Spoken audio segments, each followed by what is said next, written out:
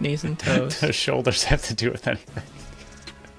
Because of what you did to my bold prediction. Yes, I'm taking this too far, but I don't care. We're Oh, the going. noise is great for those who are audio only. What's up, everyone, and welcome into a special edition of the Buffalo Sports Collective. Today, we have digital associate producer for the Calgary Roughnecks, Omran Wahidy. Omran, thanks for jumping on with us, and how's it going? Thank you for having me, Pat. I appreciate it. It's going really, really good. Obviously, the season's underway now, and we've had a couple bye weeks here, so it's been a little bit slow, but can't complain. Everything's been good. Yeah, I think the whole league's fighting that bye week itch.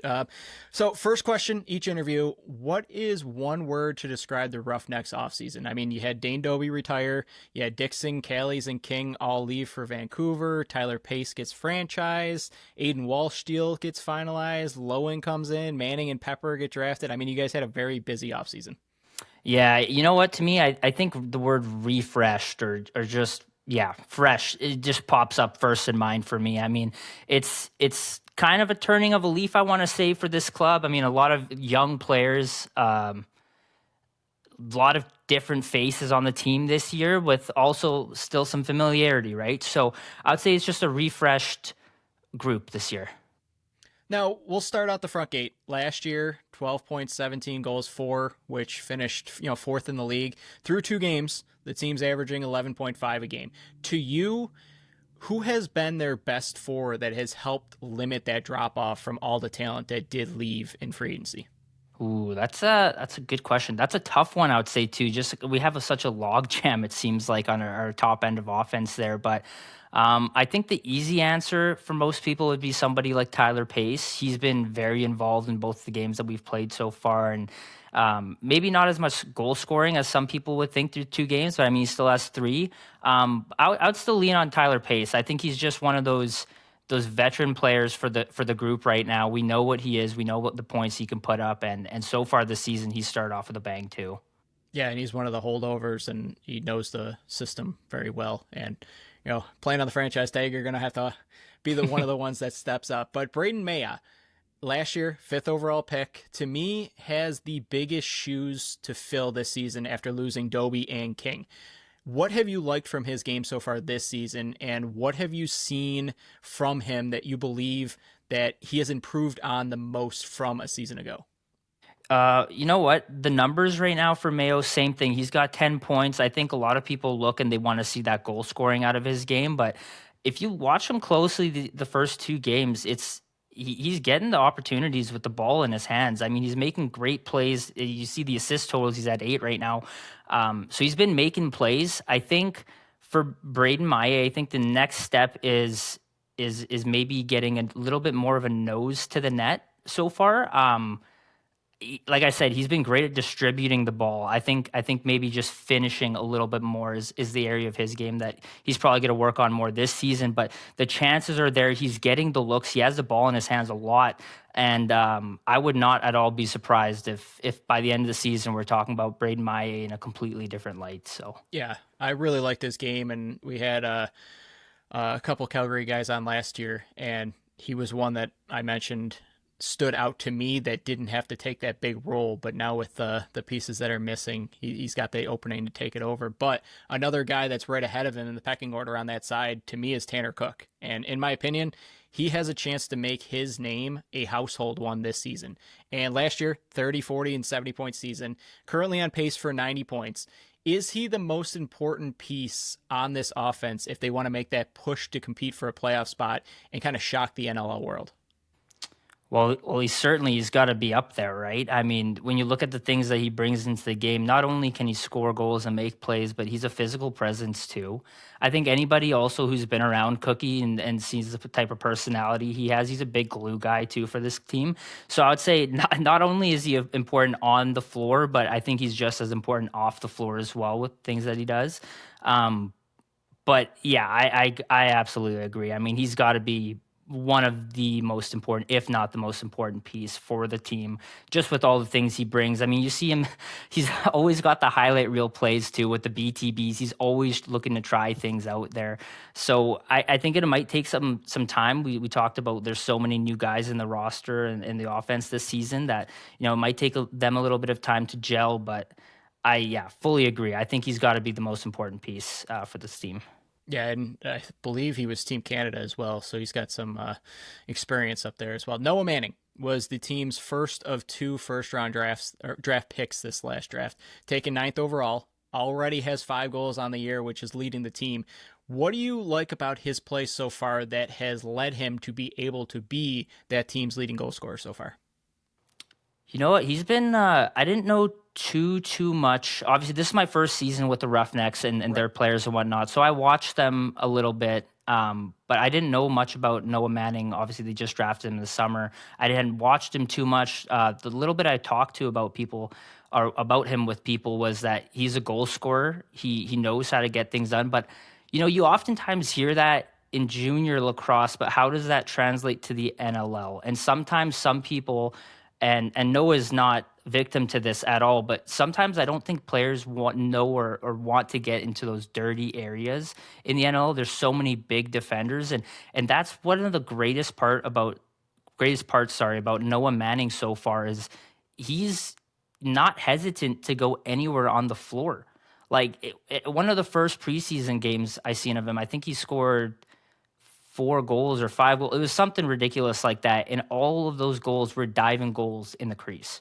And it's like when you're seeing a rookie have the confidence to come out and do something like that, it's just not something you see every day, not out of your first season, not right out of the gate. So am I surprised by him having the team lead in goals right now? Absolutely not. I think anybody who's watched him play, he also has that sense of calmness and maturity to him too. Like you would never be able to tell that he's the age that he is. And so, for Noah, I think it's just continuing on staying confident because it's that confident play that's really led to the point total so far, in my opinion. Last one in terms of the offense for me. Who is an X factor in this offense this season? Now, this can be one of the big time goal scorers, point producers, or even somebody that's going to be doing all the dirty work to free up those scorers. To me, I really want to go back to Noah Manning. I feel like he's, again, one of those players where people are going to look at him like he's a rookie and whatnot, but I do think he could put up big offensive numbers. And again, this is a team that we talked about, big turnover. There was obviously, you lost a lot of points on the top end of things, and you need somebody to start replacing those. We talked about a Braden Maillet a little bit being that guy, right?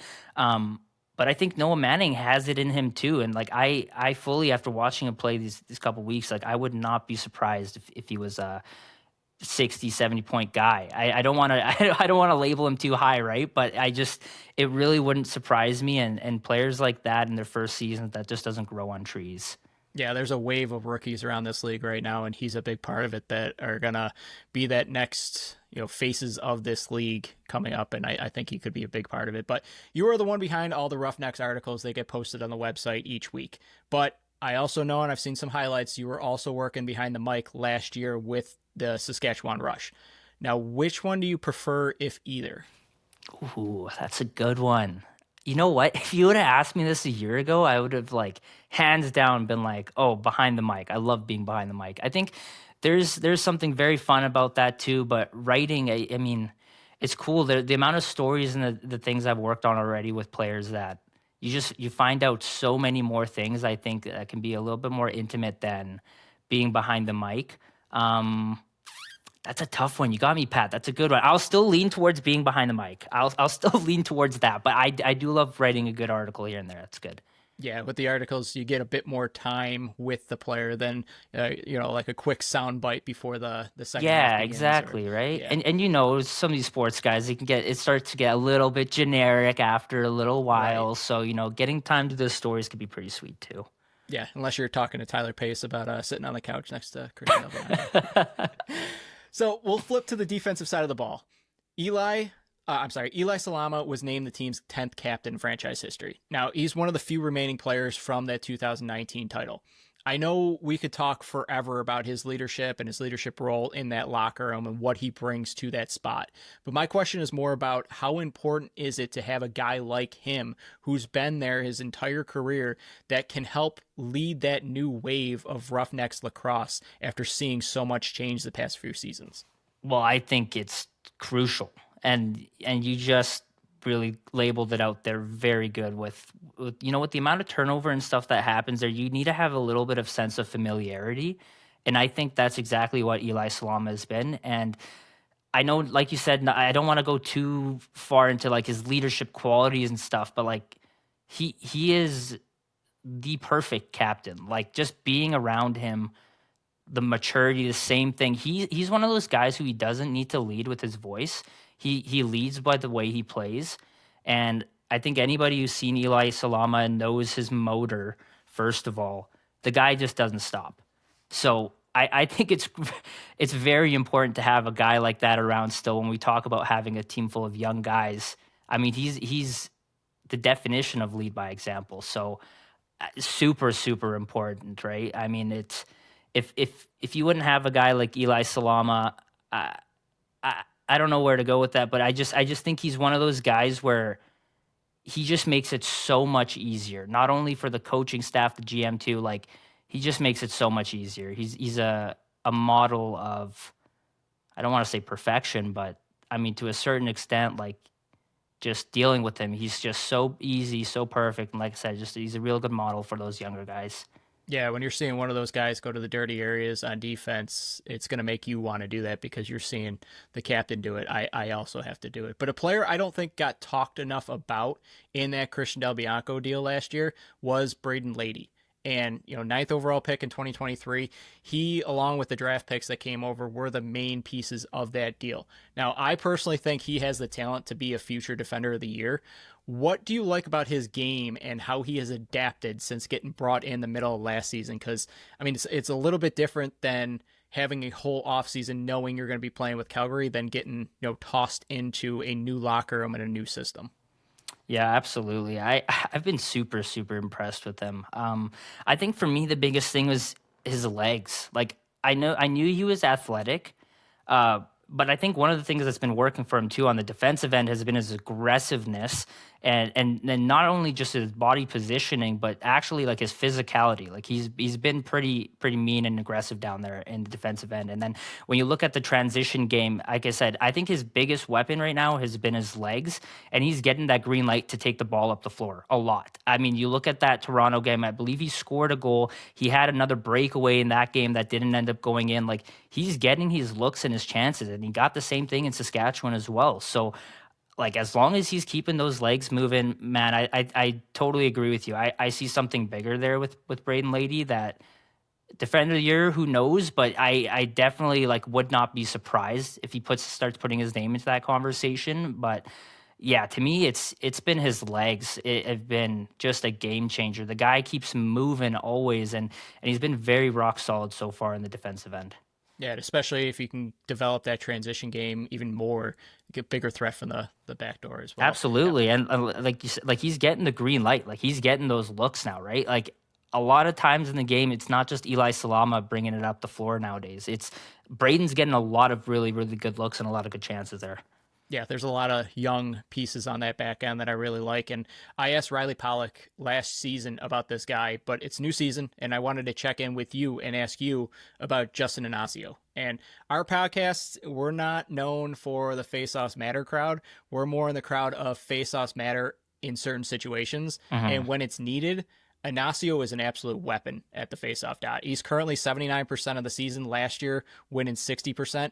Now, I know last year he wanted to stay and play more, but how much do you expect and want to see his game and his role increase in an expanded role with the changes that were made to this team? I'm like a face-off enthusiast. So for my sake, I would love to just see him out there, right? After every face-off and getting those opportunities. But I think also it's a little bit of a give and take too, to some point, right? Like, I mean, if you're gonna have somebody out on the offensive end after, I mean, you're gonna hope they would produce. And that's not to say that Justin hasn't or won't. I just think also, when you look at where the team's at with all these young guys as well, he just might be in a bit of a unique situation right now. But that's not to say like he's still getting looks. Like both of those games, Toronto and against Sask, he had looks off the draw to put the ball in the net there, and he has been staying out a little bit longer. Now on the defensive side of things, maybe a little bit more limited, right?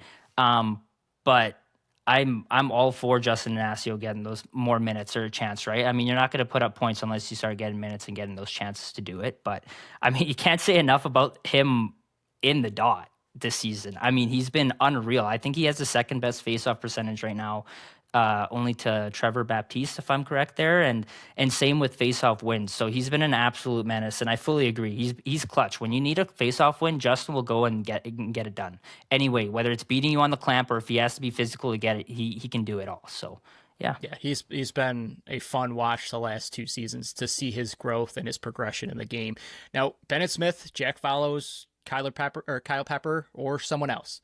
In your opinion, who do you believe coming out of the back door is going to have the most growth and will be a guy that Sanderson can toss out there in pretty much any situation, and you feel like he's going to be one of the best defenders out there? So not just like the Eli Salama, but the guy that from the start of the season to the end of the season will have the most growth and earn the most trust from the coaching staff. That's a good question. There's definitely a few guys you can kind of jumble up into the mix there. I would go with, this is tough. I'd probably go with Kyle Pepper, just from what I've seen from him so far. That goal was sick. Oh, I mean, yeah, I told him afterwards, what a first goal in the NLL. I don't know if it gets much better than that, honestly. So yeah, I would say him. As a defenseman, it just takes time and like learning the system. You're playing against bigger guys. Like, man, your first game, it's not like you got any favorites. You got thrown up against a Saskatchewan Rush, right? Like they were in the finals, and this week you're taking on the Buffalo Bandits. Like, if you look at the schedule, the first 6 or so games here for this club, like they're tough games. And I don't think Kyle's looked out of place in any of those games so far at all either.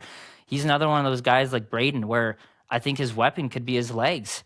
And I think, in the NLL as the years go on, I mean, this is nothing new to the transition game, but having legs, like it's important to be a fast team. That's important. I think Kyle's one of those guys that he can help add another dimension to the defensive end as well too in transition. And yeah, I just wouldn't be surprised. He has all the tools. All the tools are right there, and so I would definitely have him as one of those guys once Josh gets more time with him and he gets to learn the system more and just be around the guys more. He's definitely one of those guys who sticks out. Yeah, and I believe he's a guy that can stay and play up in the forward Exactly group as well.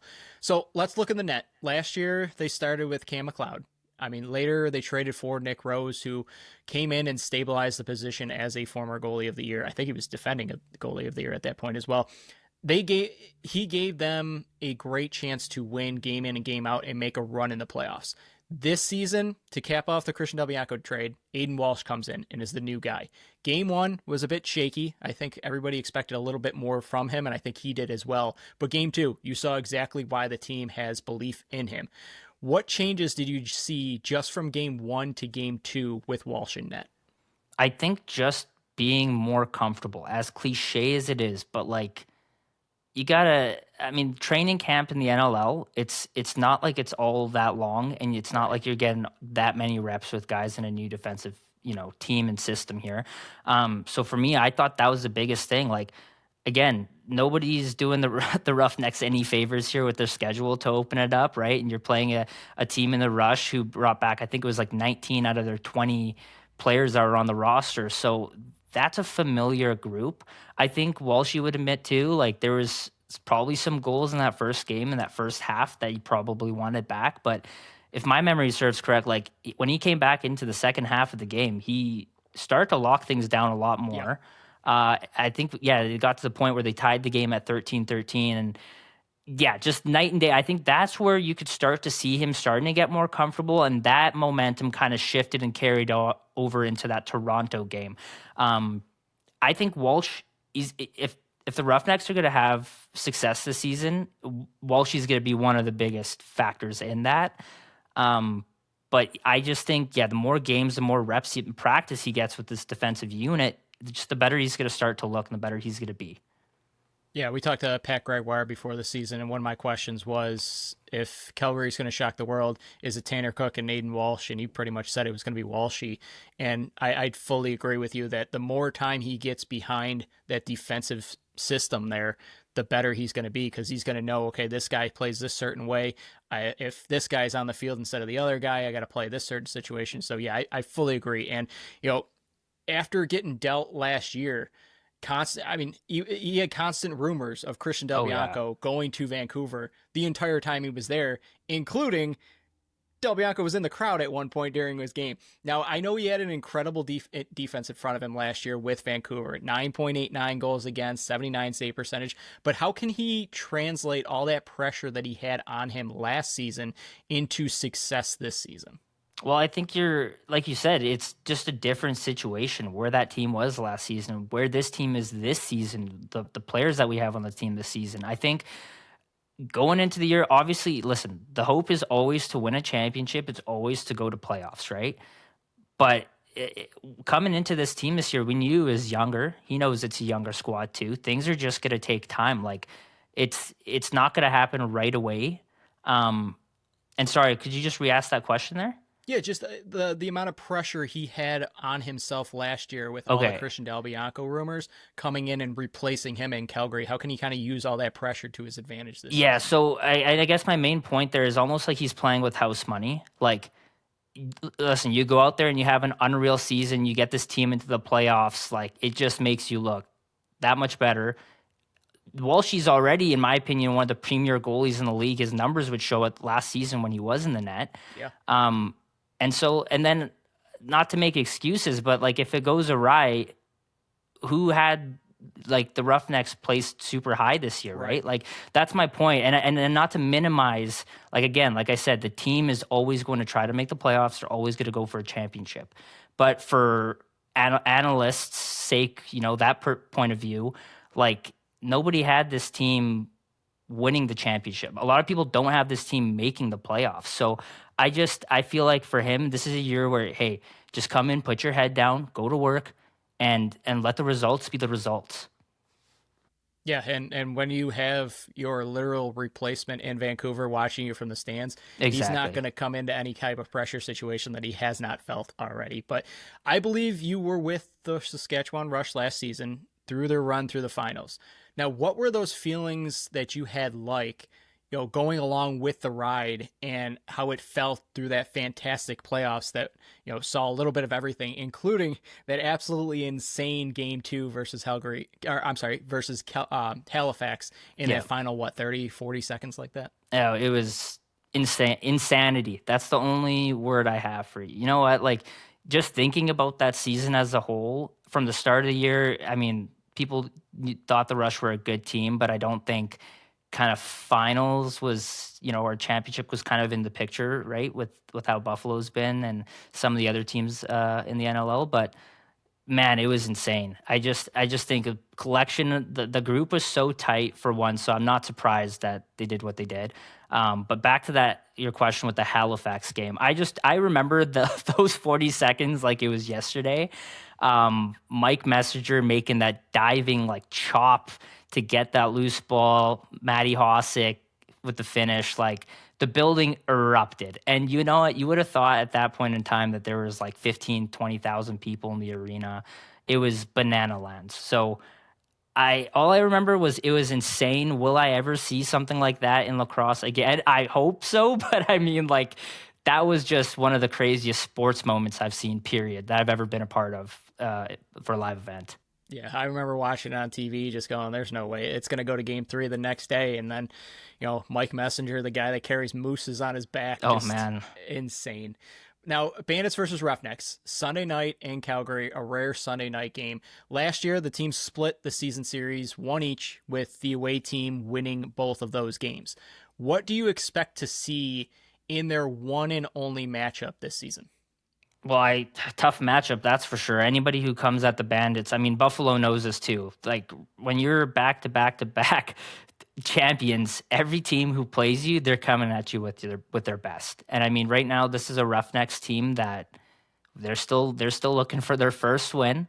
They know what they're up against, and I don't think Buffalo should expect anything less. I mean, some people, like I said, they'll look at it's a young group, they're 0-2, might be a write off. I don't think that's going to happen with Buffalo. They're too veteran of a group to, give that away. And right now they're 1-1 too, right? So they want to start racking up some wins here and getting things going after a loss to Halifax. So what area do I think they have an edge over? Was that the question? That's the next one, but yeah, we can jump right into it. That what area of Calgary's game do you think they might have an edge over the Bandits in that will help them get that win in the matchup and their first win of the season?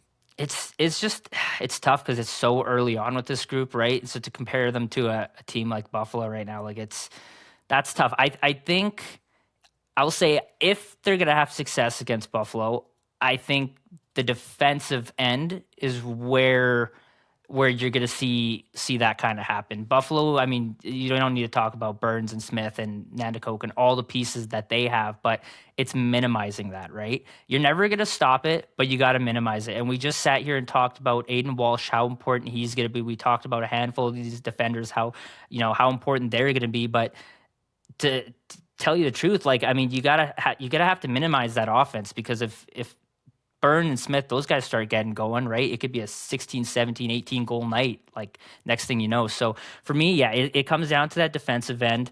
I know we got a lot of rookies and young guys or whatnot there, but hey, what better way to get better than to play some of these teams? And that's kind of the beauty and the pros and the cons of the schedule to start the season. But there's no better of a litmus test game than to play these guys.